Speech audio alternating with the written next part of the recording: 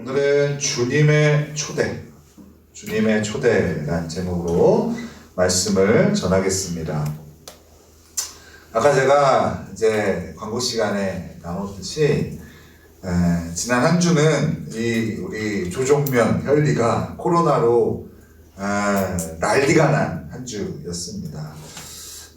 이렇게 안전 문자가 오잖아요. 근데 참 이쪽 물론 이제 전부 다 우리 이제 현리에서 발생한 것은 아니겠지만 가평군의 하루 확진자만 29명, 12월 2일 날 29명이. 근데 대부분은 이제 사실은 우리 현리에 또 어린이집발 또 중학교발, 초등학교발 해가지고 이렇게 집단 감염이 이루어졌습니다.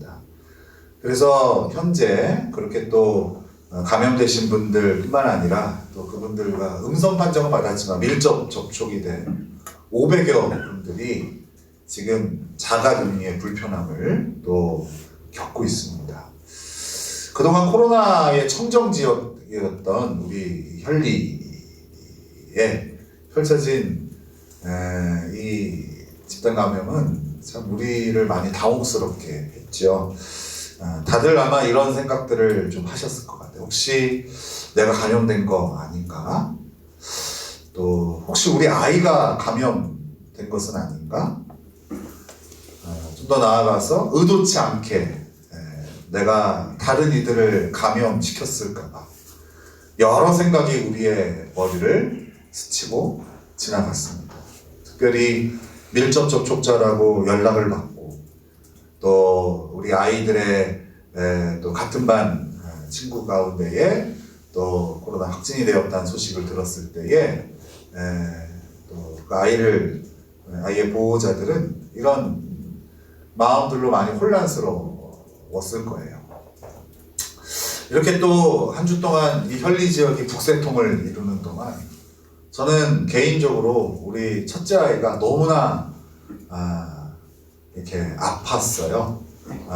이렇게 장염하고 감기가 같이 오면서 3일 동안 아무것도 못 먹고 그냥 다 토를 하는 거예요.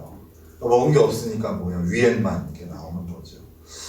한 3일 동안 3kg가 빠지더라고요. 아이의 몸무게가 30kg인데 10%가 빠진 거죠. 우리 아이가 그렇게 아파하는 것을 본 적이 없어요. 밤새 잠을 자지 못하고 또 끙끙대는 아이가 너무 안쓰럽고 또 심지어 우리 아이가 오늘 살려달라고 저한테 그러더라고요. 아이고 근데 살려줄 수 없어서 그래서 참 마음이 또 많이 어려웠습니다. 이렇게 여러모로 정신없는 한 주를 보내다가요, 한 집사님의 경건의 시간 문자를 보게 되었어요. 그 집사님이 경건의 시간 문자 가운데 이렇게 쓰셨더라고요. 예수님 지금 당장 오셨으면 좋겠다. 예수님 지금 당장 오셨으면 좋겠다. 라고 문자를 보내셨어요. 사실 제가 이 집사님의 상황을 이렇게 잘 아는데요. 이것이 정말 주님을 소망해서 하는 말이 아닌 것을 알고 있어요. 지금 현실이 너무 힘들고 어려운 가운데 나오는 탄식이었을 거예요. 제가 물어보진 않았지만 아마 그 집사님은 진짜 주님을 소망해서 이 얘기를 한 게 아니라 지금 현실이 너무 힘드니까 어떻게 해서든지 이 현실이 끝나기를 바라는 마음에, 우리 믿지 않는 자들은 죽고 싶다 이렇게 표현하지만 그거를 우리 그리스도인들은 좀 멋있게 표현해요. 주님 빨리 오셨으면 이렇게 표현해요. 하는 건데 제가 보기에는 같은 겁니다. 그죠? 소망이 아니라 어떤 탄식에서 나오는 그런 표현이었겠죠. 금방 끝날 줄 알았는데 코로나가 2년여 넘게 진행되고 있어요. 이러다 보니까 끝날 것 같지 않아요. 여러 가지 소망되는 소식들을 붙잡죠. 제가 아까도 얘기했지만 변이된 바이러스가 열성이라서 그것이 지금 코로나 바이러스를 압도하면 코로나가 종식되어진다. 이런 소식들도 있지만 사실 그거 다 이제 가설이고 여전히 우리는 또다시 끝날 것 같지 않은 코로나로 인하여 어느새 좀 많이 지쳐있고 또 낙심되어져 있는 상황이에요. 근데 사실 코로나보다 더 고통스러운 것은요, 우리의 삶에 끊임없는 고난이 있다는 거죠. 그렇죠? 코로나는 언젠가 끝날 것 같아요. 근데 우리의 고난은 끝날 것 같지가 않은 거예요. 어느새 우리의 마음이 이렇게 많이 지쳐있고 또 낙심으로 떨어지기도 합니다. 저도 개인적으로 지난 한 주 그런 좀 우울한 마음이 들었었어요. 이렇게 또 우리 교회에 또 성도들 가운데에 또 확진자가 나오지는 않을까, 또 우리 교회를 통하여 우리 성도들이 좀 어려움을 당하지는 않을까, 이런 걱정스러운 마음에다가 또 우리의 이제 첫째 아이가 너무 아파서 그걸 간호하면서 마음이 저도 많이 좀 어려웠어요. 그런데 그 순간 예전에 제가 하늘 전망대라는 제목으로 설교했던 기억이 나는 거예요. 그래서 제가 찾아봤어요. 컴퓨터랑 또 이렇게 클라우드랑 찾아봤는데 아쉽게도 그 설교문은 찾을 수가 없었습니다. 너무 오래돼서 제가 어디다 보관을 했던 것 같은데 질서 있게 보관해 놓지 않아서 못 찾았어요. 그러나 그 하늘 전망대라는 그 메시지는 지금도 우리 성도들 가운데에 많이 회자되고 있고, 또 너무 힘든 현실 가운데에 그 메시지를 기억하고 또 위로받으시는 성도님들이 지금이 계실 정도로 굉장히 저나 우리 성도들이 함께 큰 위로를 받았던 그런 메시지였죠. 그래서 오늘 다시 그 하늘 전망대 위에 오늘 우리가 좀 올라갔으면 좋겠어요. 제가 어제까지만 하더라도 그렇게 마음이 막 그러지 않았는데 오늘 주일 딱 됐는데 생각보다 너무 스산한 모습에 내가 먼저 하늘 전망대 빨리 올라가야겠다는 생각이 듭니다. 우리 한번 오늘 같이 하늘 전망대 위로 올라가면 좋겠습니다. 우리가 오늘 읽은 요한계시록은요, 예언서라고도 하지만 서신이기도 하죠. 편지입니다. 편지. 이 요한계시록이라는 편지를 받는 사람은요, 당시 로마의 압제 가운데 신음하고 있는 초대교회 그리스도인들이었습니다. 이들이야말로 비참한 현실과 또 끝날 것 같지 않는 핍박의 힘겨운 나날을 보내고 있었습니다. 우리 예수님은요, 초대교회 지도자인 사도 요한을 당대 그리스도인들의 대표로 하늘의 예배에 초대하시는 거예요. 자, 우리 4장 1절을 한번 같이 읽어볼까요? 자, 시작. 이후에 내가 보니 하늘에 열린 문이 있는데 내가 들은 바 처음에 내게 말하던 나팔 소리 같은 그 음성이 이르되 이리로 올라오라. 이후에 마땅히 일어날 일들을 내가 내게 보이리라 하시더라. 우리 예수님께서 그 사도 요한도 지금 반모라는 섬에 갇혀있는 상황이거든요. 예수님 전하다가 휴양 온 게 아니라 그곳에서 이제 극심한 노동과 또 한마디로 징역살이를 하고 있는 거예요. 그런 곳에서 우리 주님의 초대를 받는 거예요. 우리 예수님께서 이리로 올라오라. 요한을 부르신 거예요. 우리 예수님께서 요한에게 보여주신 것이 무엇이었을까요? 우리 2절을 같이 한번 읽어볼까요? 2절 시작. 내가 곧 성령에 감동되었더니 보라 하늘에 보좌를 베풀었고 그 보좌 위에 앉으신 이가 있는데. 네, 그 예수님의 초대를 받고 올라간 곳에는요 하늘 보좌가 있습니다. 그리고 그 하늘 보좌에 앉으신 분이 계시는 거예요. 성경에서 보좌는요 권세를 의미합니다. 세상을 뛰어넘는 그 권세를 가진 그 하늘 보좌에 누가 앉았습니까? 바로 하나님이세요. 우리 하나님께서요 그 하늘의 보좌에 앉아 계시는 거예요. 예수님은 당신의 사랑하는 제자 요한에게 그리고 요한으로 대표되는 이 땅의 교회들에게 이 광경을 보여주고 싶으셨던 거예요. 누가 하늘 보좌에 앉아 계시는지. 여러분, 요한계시록 안에는요, 두 개의 보좌가 등장합니다. 하나는 하늘에 펼쳐진 하나님의 하늘 보좌이고, 또 다른 하나는 그 하늘 보좌를 흉내낸 짐승의 보좌가 나옵니다. 짐승으로 대표되는 사탄이 이 땅의 모든 권세를 쥐고 흔드는 것처럼 보이지만, 결국 이 사탄은요, 하나님의 허락 없이는 아무것도 할 수 없는, 아무것도 아닌 존재인 것을 요한계시록에서는 그림으로 보여주는 거예요. 하늘 보좌와 짐승의 보좌가 라이벌 구도를 형성하고 있는 게 아니에요. 짐승의 보좌는 그저 하늘의 보좌를 흉내낸 것에 불과하고, 하나님의 허락에 따라, 때로는 하나님께서 그 사단의 권세를 허락하셔서 이 땅에 악이 펼쳐지는 것처럼 보여지는 것 뿐이지, 모든 것이 하나님의 권세 아래에 있다는 것을 요한계시록에서는 이 땅의 그리스도인들에게 보여주고 있는 거예요. 요한계시록은 당시 핍박받는 교회에게, 그리고 핍박받는 그리스도인들에게, 그리고 오늘 우리에게 이 메시지를 주고 계신 거예요.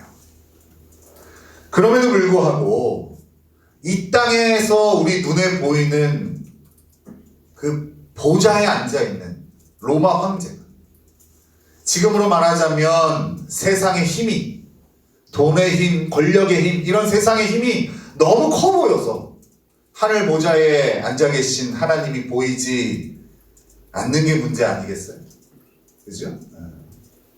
그래서 주님은요, 오늘 우리에게 하늘 보좌를 보여주시는 거예요. 진정한 권세와 주권이 누구에게 있는지를 보여주시는 거예요. 이 땅을 살아가면서 우리가 자꾸 이걸 잊으니까, 눈에 보이는 게 다인 것처럼 살아가니까, 눈에 보이는 힘이 그게 진짜 힘인 양 자꾸 착각을 하니까, 하나님께서 진짜 힘과 권세가 어디에 있는지를 사도 요한에게, 그리고 초대교회 성도들에게, 그리고 한 주 코로나로 신음하고 우리의 삶에 펼쳐진 끝날 것 같지 않은 고난으로 주눅들어 있는 우리들에게 보여주고 계시는 거예요.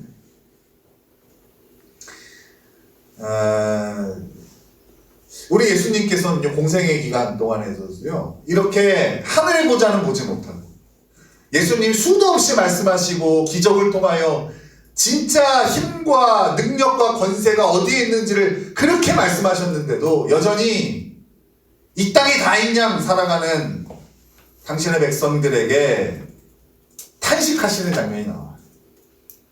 그게 누가복음 12장입니다. 한번 우리 누가복음 12장으로 가볼까요? 누가복음 12장 22절에서 31절이에요. 주님이 말씀하시는 이 사람이 혹시 우리는 아닌가? 하늘의 보좌는 보지 못하고 이 땅이 다인 양 걱정과 근심과 낙심에 사로잡혀 있는 이 본문에 누가복음 12장에 등장하는 이 인물들이 우리가 아닌가 한번 생각하시면서 함께 읽으면 좋을 것 같아요. 우리 22절에서 31절이에요. 누가복음 12장 22절에서 31절. 우리 이것도 한번 교독해 볼까요? 자, 또 제자들에게 이르시되 그러므로 내가 너희에게 이르노니 너희 목숨을 위하여 무엇을 먹을까? 몸을 위하여 무엇을 입을까? 염려하지 말라. 목숨이 음식보다 중하고 몸이 무엇보다 중하니라. 까마귀를 생각하라. 심지도 아니하고 거두지도 아니하며 골방도 없고 창고도 없으되 하나님이 기르시다니 너희는 새보다 얼마나 더 귀하냐. 또 너희는 그와 영향으로 그 길을 한 달라도 더할 수 있느냐. 그런즉 가장 작은 일도 하지 못하면서 어찌 다른 일들을 염려하느냐. 백합화를 생각하여라. 실도 만들지 않고 걷자지도 아니하느니라. 그러나 내가 너에게 말하노니 솔로몬의 모든 영광으로도 이것이 있고 하나만큼 훌륭하지 못하느니라. 오늘 있다가 내일 아궁이에 던져지는 들풀도 하나님이 이렇게 입히시거든 하물며 너희일까 보냐. 믿음이 작은 자들아. 너희는 무엇을 먹을까 무엇을 마실까 하여 구하지 말며 의심하지도 말라. 이 모든 것은 세상 백성들이 구하는 것이라. 너희 아버지께서는 이런 것이 너희에게 있어야 할 것을 아시느니라. 다만 너희는 그의 나라를 구하라. 그래야만 이런 것들을 너희에게 더하시리라. 이 땅에서 먹고 사는 문제로 염려하고 근심하는 당신의 백성들을 향한 주님의 안타까움이 여러분 느껴지지 않습니까? 근데 주님은 무엇 때문에 안타까워하시는 것 같아요? 연약한 당신의 백성 때문이기도 하겠지만 주님이 정말 안타까워하시는 것은요, 하나님이 어떤 분이신지를 우리가 모르는 것에 우리 주님은 안타까움이 있으십니다. 하늘 보좌에 앉아 계신 우리 하나님, 그 하나님이 어떤 분이신지를 우리가 모르니까 이 땅에 있는 것들에 함몰되어서 이 땅이 우리에게 주는 근심과 걱정과 염려와 낙심에 사로잡혀서 사는 우리를 보시면서 탄식하시는 것. 하나님은 이런 분이십니다. 하나님은 세상의 모든 것을 창조하시고 지금도 그 모든 것을 주관하고 계시는 분이세요. 여러분 이거 믿으십니까? 네. 진짜 믿으세요? 네. 확실하게 합시다 우리. 하나님 세상 창조하신 거 믿죠? 네. 그리고 은퇴하셨죠? 지금도 하나님은 우리의 이 세상 그리고 우리 한 사람 한 사람을 주관하고 계신다는 것을 믿으세요? 네. 진짜 믿어요? 네. 몇 사람 안 믿는 것 같아? 10명 있는데 다 보입니다. 하나님은 악과 싸우시는 분인가요? 헷갈리죠? 우리 하나님은 악과 싸우시는 분이 아니에요. 왜요? 우리 하나님은 선과 악 위에 계시는 분이에요. 착각하시면 안 돼요. 마치 사탄이, 마귀가 우리 하나님의 라이벌이라고 여러분 그렇게 착각하면 안 돼요. 우리 하나님은 절대자세요. 선과 악 위에 계신 분이지 악과 싸우시는 분이 아니에요. 이 땅의 모든 것이 하나님의 허락 없이는 아무것도 이루어질 수 없는 거예요. 근데 여러분 놀라운 건 뭔지 알아요? 이 하나님이 바로 저와 여러분의 아버지라는 사실. 믿으십니까? 네. 진짜 믿어요? 네. 여기서는 아멘하고 돌아가서는 또 안 믿겨진다고 그러지 말고 진짜 믿으세요 여러분? 네. 이 하나님이 우리 아버지세요. 하늘 보좌에 앉으셔서 전 우주를 다스리시는 진정한 왕이신 하나님이 저와 여러분의 아버지시라. 아직도 자신의 연약함을 핑계대는 분이 계십니까? 아직도 자신의 연약함과 부족함이 하나님의 계획을 망칠 수 있다고, 하나님이 나를 구원하시겠다라는 그 약속을 망칠 수도 있다고 그렇게 자신을 과대평가하시는 분들이 계십니까? 가끔씩 이런 분들을 만나요. 겸손을 가장한 교만으로 가득하신 분들. 자기 위에 하나님이 있는 거예요. 그건 맞는 거죠. 하나님 위에 자기가 있는 거예요. 내가 이렇게 작지 않으면 여러분들은 또 헷갈리게 넘어갑니다. 그죠? 자기가 하나님 위에 있어서 하나님이 아무리 말보듬쳐도 나의 고집이 하나님을 꺾을 수 있다라고 생각하는 사람, 나의 연약함이 하나님의 계획을 망칠 수 있다고 생각하는 것 같은 거예요. 또 여러분의 하나님이 상황과 환경 하나를 바꾸실 수 없는 분이라고 생각하지는 않으십니까? 하나님은 여전히 하나님을 바로 알지 못해 허우적대는 우리를요 포기하지 않으시고 오늘 우리에게 하늘 보좌를 직접 보여주십니다. 저는 이렇게 믿어요. 한 주간 우리가 많이 두렵고 떨리고 낙심돼요. 지금 심지어 이런 자기 자신에게 실망했을지 몰라요. 근데 하나님이 그런 우리를 포기하지 않으시고 사랑하신다는 증거가 뭔지 알아요? 오늘 이 자리에서 주님의 초대를 받아 우리가 하늘의 보좌를 보고 있다. 그게 증거예요. 한 주간 우리의 모습을 보세요. 이 자리에 나올 수 있는 수준인가요? 영상을 통하여 하나님을 예배드릴 수 있는 수준인가요? 하나님보다 더 큰 것들이 우리에게 있었고, 하나님보다 더 두려운 존재가 우리에게 있었고, 심지어 아까 얘기했듯이 나의 어떠함이 하나님의 계획을 망칠 수 있다는 교만함으로 가득 차 있는 우리가 하나님의 초대를 받는다는 것이 가당합니까? 하나님이 우리를 포기하지 않으시고 사랑하신다는 증거가 바로 여러분이 오늘 이 자리에 있다는 것. 오늘 여러분들이 영상 앞에서 하나님을 예배하고 있다는 것이 그게 증거예요. 하나님은 이런 우리를 포기하지 않으시고 오늘 다시 한번 우리를 데리고 하늘의 예배로 인도하시는 것. 사도 요한을 들어 올리셨어. 하늘 전망대에 세우셨듯이 우리를 다시 하늘 전망대 위에 세우시는 것. 이쯤 되면 결론을 알겠죠. 왜 세우시겠어요? 하나님 어떤 분이 똑똑히 보라는 거. 너가 지금 맞이하고 있는 상황과 환경과 네 마음과 생각과 그거 말고 그 모든 것들을 주관하고 계시는 하늘의 보좌에 앉아 계시는 너희 아버지 되시는 그 하나님을 바라보라는 거.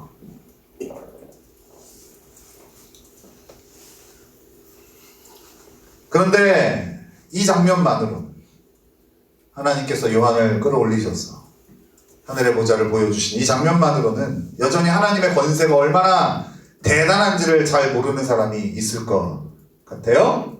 그래서 이제부터는 그 하나님의 보좌 주변에 무엇이 있는지 그것을 나눌 겁니다. 오늘 본문에서는요, 보좌 주변에 24보좌가 있다라고 얘기해요. 그리고 24보좌에는 24장로들이 앉아 있어요. 그리고 또 등장하는 것이 네 생물입니다. 오늘 본문에서 순서대로 하자면 그 24보좌의 24장로가 네 생물보다 먼저 등장하지만 오늘은 네 생물부터 제가 한번 소개를 하려고 합니다. 자, 우리 한번 네 생물을 한번 볼까요? 자, 요한계시록 4장 7절이에요. 같이 읽겠습니다. 요한계시록 4장 7절. 다시 왔죠? 누가복음에서 왔죠? 자, 시작.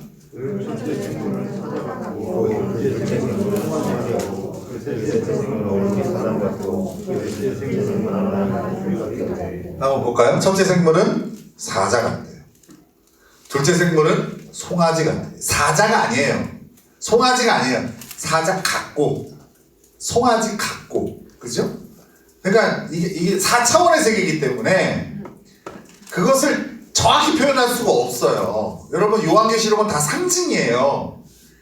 이거를 그냥 문자적으로 이 땅의 언어와 이 땅의 표현으로 마구잡이로 해석하는 이런 우를 범하고 있는 여러분, 그런 집단에 속으면 안 되는 거예요. 그래서 그죠? 첫째 생물은 사자 같다고 그러고, 둘째 생물은 송아지 같다고 그러고, 셋째 생물은 사람 같다고 그러고, 넷째 생물은 독수리 같다고 표현하고 있어요. 이 땅에 이런 것들로 표현할 수 있는 거예요. 이것이 무엇이냐에 대해서 학자들의 의견이 분분하죠. 그죠? 맞아요. 요한계시록은요, 물론 성경 전체가 그렇지만 누군가가 이것만이 정답이야 라고 얘기하는 것은 위험한 거예요. 그렇죠? 그래서 여러 가지 성경적인 근거를 가지고 그 울타리 안에서 거기에서 영적인 상상력을 가지고 보는 책이 요한계시록인 거예요. 오랫동안 많은 학자들이요, 이 네 생물을 사복음서로 연결을 시켰어요. 그럴듯한데요, 성경적인 근거가 좀 미약해요. 그래서 보통 학계에서는 이 네 생물을 이 땅의 모든 피조물을 상징한다라고 봐요. 사자는 야생동물의 왕이고, 소는 가축의 왕이고, 사람은 만물의 영장이고, 그리고 독수리는 새의 왕으로. 그러니까 이 땅의 모든 피조물을 상징하는 것이 네 생물, 이렇게 봅니다. 그럼 여러분, 이 땅의 모든 피조물을 상징하는 네 생물이 지금 하늘의 보좌 주변에서 뭘 하고 있는가를 잘 봐야 됩니다. 자, 우리 8절과 9절이에요. 8절과 9절 같이 읽겠습니다. 시작. 내 생물은 각각 6날개를 가졌고 그 안과 주위에는 눈들이 가득하더라. 그들이 밤낮 쉬지 않고 이르기를 거룩하다 거룩하다 거룩하다 주 하나님 곧 전능하신 이여 전에도 계셨고 이제도 계시고 장차 오실 이시라 하고 그 생물들이 보좌에 앉으사 세세토록 살아계시는 이에게 영광과 존귀와 감사를 돌릴 때에. 여러분 지금 뭐 하고 있어요? 여기 나와 있는 수많은 수식어들 우리가 다 몰라도 상관없어요. 모르는 건 모르는 걸로 남겨두면 돼요. 뭐가 중요해요? 그들이 밤낮 쉬지 않고 뭐 합니까? 하나님을 찬양하고 있어요. 영광과 존귀와 감사를 하나님께 돌리고 있어요. 다른 말로 뭐예요? 찬양하고 있는 거. 이 광경이 무엇을 의미하는 거예요? 바로 이 땅의 모든 피조물의 임무는 하나님을 찬양하고 경배하는 것이라는 것을 보여주는 거예요. 그러나 이 땅이 죄로 물들어 이 임무가 온전히 수행되지 못하고 있어요. 우린 그것을 잘 보고 있죠. 그래서 적그리스도가 나타나고 심지어 피조물에 불과하면서 자신이 하나님의 자리를 차지하고 자신이 이 땅의 구원자인 양 행세하는 그런 사람들이 나타나기도 하는 거예요. 뭐 때문에요? 죄로 물들었어. 죄 때문에 진리가 왜곡되어졌기 때문에 이런 일들이 펼쳐지는 거예요.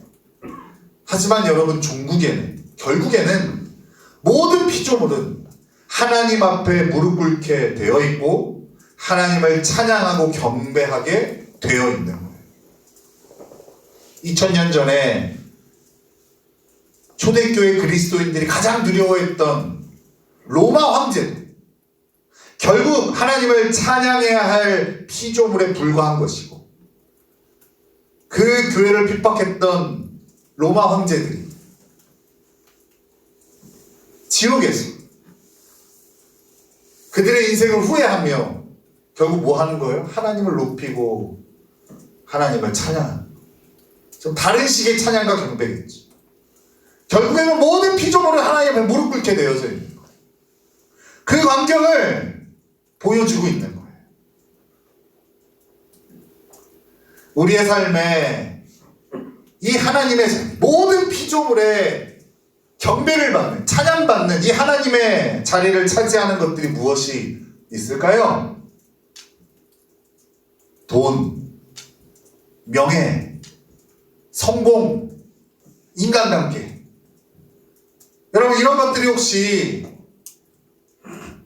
하나님의 자리를 차지하고 있지는 않습니까?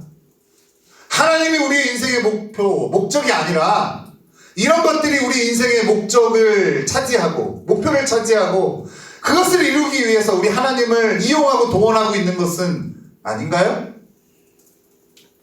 그러나 이 모든 것들, 우리가 이 땅에서 귀하게 여기는 그 모든 것들은 결국 하나님을 찬양하고 경배하기 위해 지어진 피조물에 불과하다는 사실을 잊으면 안 되는 거예요. 여러분 이 우선순위를 우리는 바로 세워야 돼요. 여러분 오늘 경건의 시간 때 하나님이 이렇게 저한테 말씀하시더라고요. 나의 변하지 않는 소망과 목적은 하나님을 기쁘시게 하는 거예요. 제가 나중에 주님의 부활에 동참하여 영원한 하나님 나라에 거하면 그때에 하나님을 기쁘시게 하는 삶이 온전히 이룰 거예요. 근데 그렇게 부활한 이후에 목적이 달라지는 게 아니라 지금 이 땅에서도 그 목적은 똑같은 거예요. 그 소망은 똑같은 거예요. 내가 여전히 옛사람의 몸을 입고 죄악된 세상을 살고 있지만 하나님이 거듭난 저에게 주신 그 소망과 그 목표는 똑같아요. 변하지 않아요. 주님을 기쁘시게 하는 거예요. 왜요? 하나님이 지어주신 피조물이기 때문에. 맞잖아요. 그렇죠?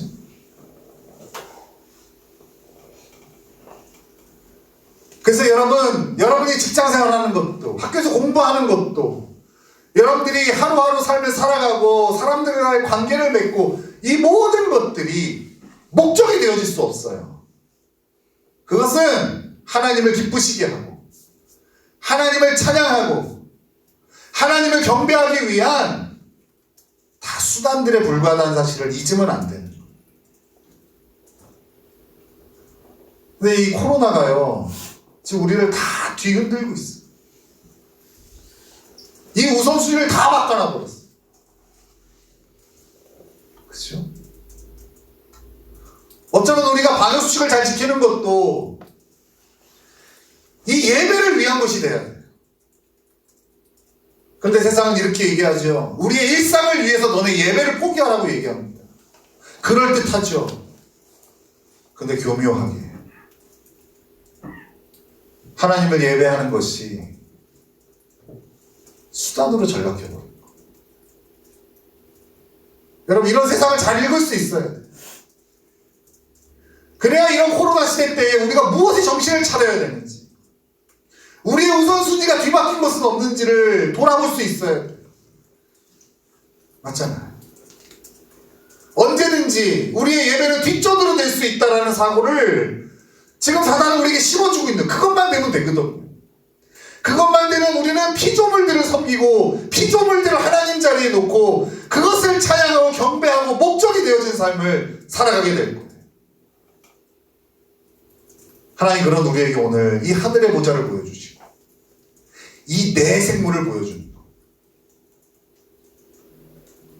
모든 피조물이 종국의 어느 자리에 서게 되는지, 우리가 목적으로 삼고 있는 그 모든 목표가 그저 하나님을 찬양하고 경배하는 수단에 불과하다는 것을 우리에게 보여주고 있는 거예요. 이제 우리는 24보좌를 볼 겁니다. 여러분 정리가 되고 있어요? 하늘의 보좌가 있어요. 그죠? 그 보좌 주변에는 내 생물이 있어요. 이걸 먼저 소개했어요. 그리고 또 하나 보여주는 게 뭐예요? 24보좌에 있는 24장로. 이제 이걸 보는 거예요. 24보좌를 봅시다. 하나님이 앉아 계신 하늘 보좌를 중심으로요, 둘러싸고 있는 24보좌가 있어요. 거기에는 24장로가 앉아 있습니다. 우리 4절을 같이 읽겠습니다. 4절 시작. 또 보좌에 들려 24보좌를 있고 그 보좌들 위에 24장로들이 흰옷을 입고 머리에 금관을 쓰고 앉았더라. 이 24장로에 대한 해석도 다양합니다. 결론만 말하자면 이 24장로는요, 구약의 12족장 그리고 신약의 12사도를 의미해요. 구약과 신약의 모든 하나님의 백성을 대표하는 존재라는 주장이 가장 힘을 얻고 있어요. 물론 이들이 천사냐 아니면 하나님의 백성이냐라는 의견은 분분해요. 이런 것들은 굳이 결론 내리지 않아도 돼요. 알 수 있는 것만 보면 돼요.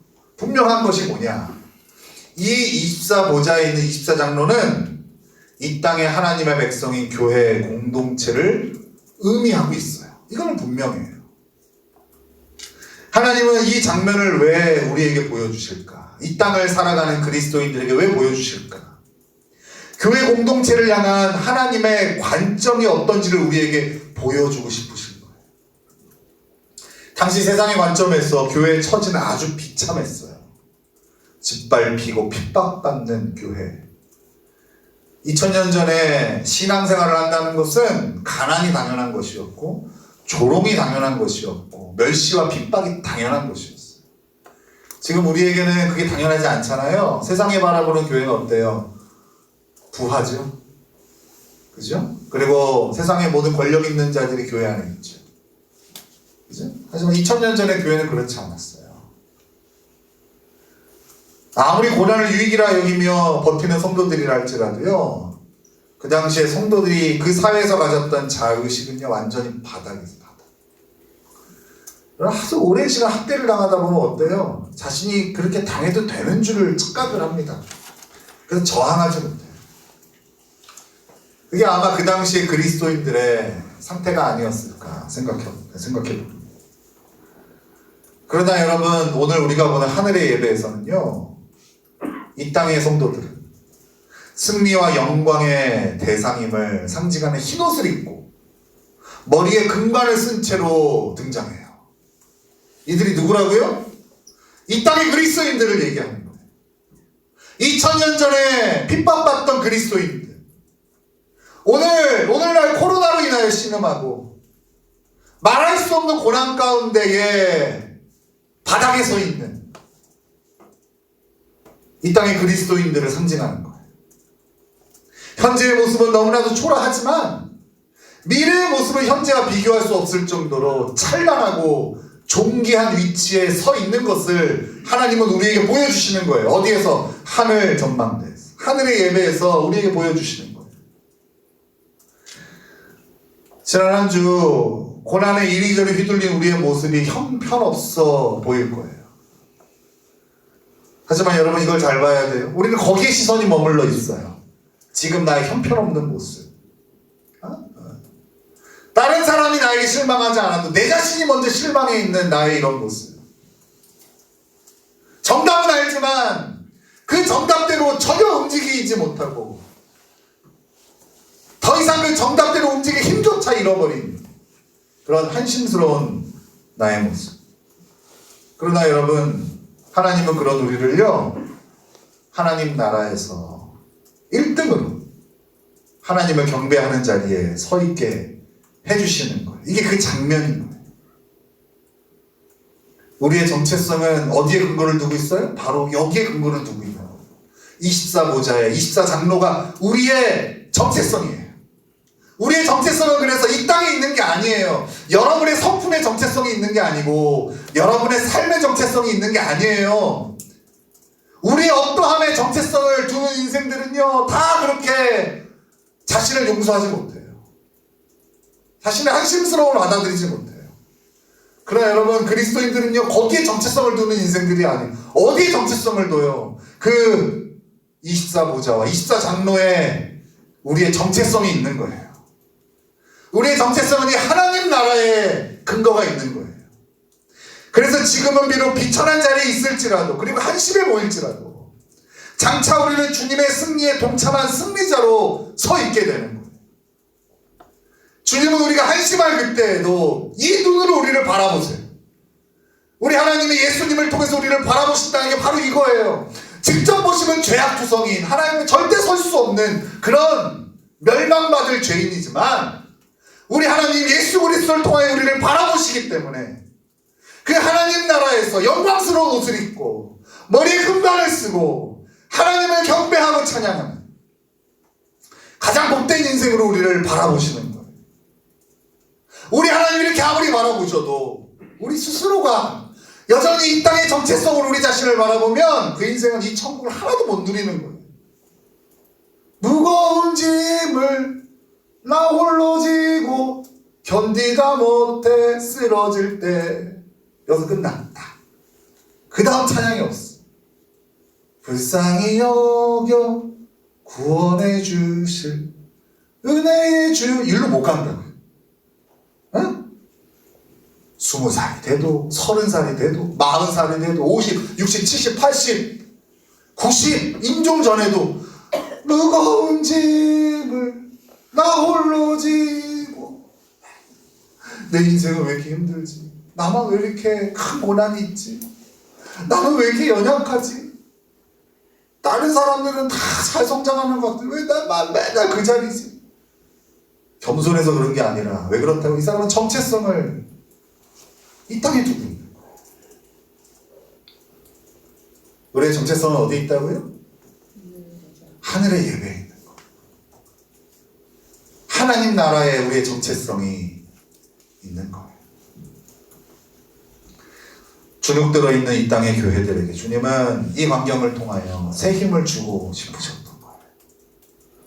2000년 전에도, 그리고 코로나로 신음하고 여러 가지 끊이지 않는 삶의 고난으로 주눅들어 있는 우리들에게 우리 주님은 새 힘을 주시는 거예요.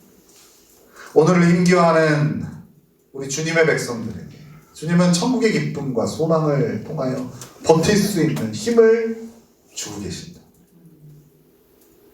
여러분, 제 머릿속에는 지금 이게 도표화되어 있어서 다 들어와 있는데 여러분 어떠실지 모르겠어요? 한번 정리를 해볼게요. 오늘 여러분 하늘의 예배에서는요, 크게 두 가지로 볼 수 있어요. 첫 번째 보이는 게 뭐예요? 하늘의 보좌가 있어요. 그리고 보좌와 그 다음에 또 뭐가 보여요? 보좌 주변이 보이는 거. 보좌에 누가 앉아 계세요? 우리 하나님이 앉아 계세요. 보좌 주변에는 모든 피조물을 대표하는 내생물, 그리고 이 땅의 그리스도인들을 상징하는 24보좌 24장로들이 등장해요. 근데 여러분 머릿속에 들어왔어요? 요한계시록 이렇게 보는 거예요. 어? 그림으로. 여러분 머릿속에 이 그림을 하나 갖고 있습니다. 이 모든 것들이 뭘 향하고 있어요? 보좌에 앉아 계신 하나님을 향하고 있어요. 이 땅의 모든 피조물에 지어진 목적, 이 땅의 모든 그리스도인들의 삶의 궁극적인 목적이 그 하늘의 보좌에 계신 하나님께 집중되어 있는, 모든 정체성이 거기에서 나오는 거예요. 여러분 한 주간 어디에 여러분의 정체성의 근거를 두고 사셨습니까? 정말 코로나가 우리를 주눅들게 한 건가요? 정말 우리에게 있는 고난이 우리를 무너지게 한 건가요? 정말 우리의 연약함이 우리를 낙심되게 한 건가요? No! 아니에요. 하나님을 보지 못하는 우리의 영적인 무지함이, 하늘의 보좌를 보지 못하고 이 땅에 온갖 시선이 집중되어 있는 그런 우리의 시야가 우리가 누릴 수 있는 축복을 마땅히 누리지 못하게 하는 거예요. 주님은 우리에게 이 하늘의 예배를 보여주고 싶어 하세요. 그래서 다시 한번 제가 하늘 전망대를 소개하는 거예요. 한 번 보고 끝날 게 아니니까. 주님이 우리를 영원히 부르시는 그날까지 우리는 이 땅에서 계속 봐야 될 것이 이 하늘 전망대니까 오늘 다시 한번 우리가 이 하늘의 예배를 보는 거예요. 오늘의 이 예배에서도 주님은 우리에게 이 하늘의 예배를 보여주고 계시는 거예요. 여러분의 이 설교를 통하여 지금 이 하늘의 예배에 초대되었고, 그리고 하늘의 예배를 보고 있는 것. 감히 이 땅에 어떤 내가 상상하는 것으로 상상할 수 없는 그 하늘의 예배에 여러분은 지금 초대받았고 그것을 보고 있는 거예요. 주님은 이 예배를 통하여 이 세상을 능히 감당하고 이길 수 있는 힘을 주시는 거예요. 믿으십니까? 믿으시냐고요? 하나님은 우리에게 힘 주시는 분이시라는 걸 믿으시냐고요? 여러분이 힘이 있냐 없냐 하나도 중요하지 않아요.